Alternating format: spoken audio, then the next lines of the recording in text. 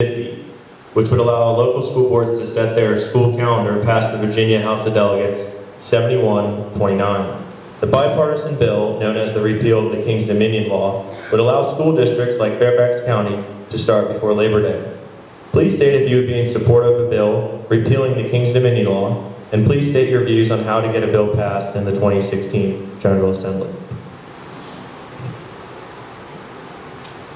I am a firm believer in local control. So we need to repeal the King's Dominion Law. That said, I'm not sure schools need to start before Labor Day. And I want to separate those things. I think the major driver about starting school earlier is actually the education and testing problem. And the solution to the testing problem is to fix the testing, not start school earlier and impact our tourism industry and, frankly, families' summer. So I absolutely believe we should repeal the King's Dominion bill. That said, it means having a conversation that addresses the testing issue, which is one set of objections to repeal, and the other major issue is the potential loss of revenue if schools start later. And that means having a conversation about how do we support our tourism industry and what's the process for supporting that. Should we change the law? Thanks. I support repealing the King's Dominion bill. I don't believe in micromanaging. I think if the Fairfax School Board wants to start schools early, they should be able to. If Arlington and Alexandria feel differently, they should be able to do things differently. I don't think these things should be decided at state level. I think there's different needs for the different jurisdictions.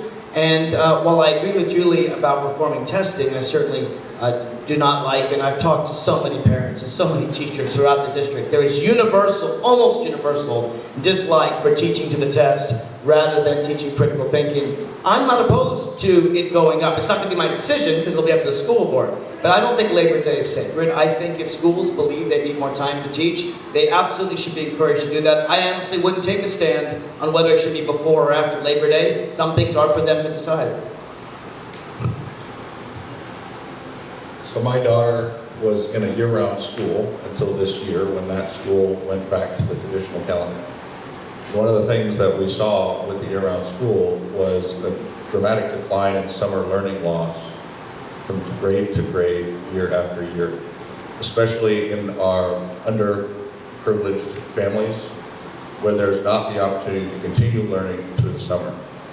So I most certainly and wholeheartedly support eliminating the awful King's Dominion Law, which, by the way, 55% of the jurisdictions in the state have a waiver, so they don't have to comply with the law, and they can start before Labor Day. So if more than half of the state thinks it's a bad law, maybe the rest of the state should follow along.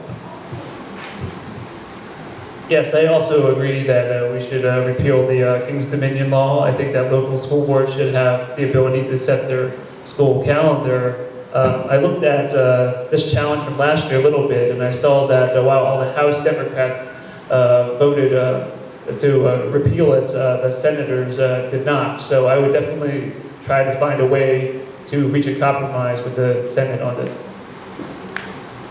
You know, believe it or not, I've actually been following this particular legislative issue since I was 7 years old. I didn't have to Google it today because I've been living it for my K-12 education, growing up in Roanoke in Southwest Virginia, where we don't have King's Dominion or really any other big tourist attractions that can lobby to keep this law the way it is. Instead, we just said, why can't we go to school? Why do we have to sit around and wait until Labor Day to start learning?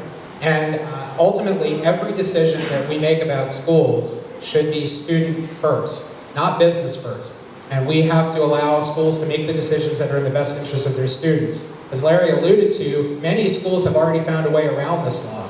And to the question, the way that I would go about the legislation is by going to the delegates who keep voting against this bill, whose schools already have a waiver, and asking them what they need for their schools to be more successful, so that in exchange they can vote to help make ours more successful as well.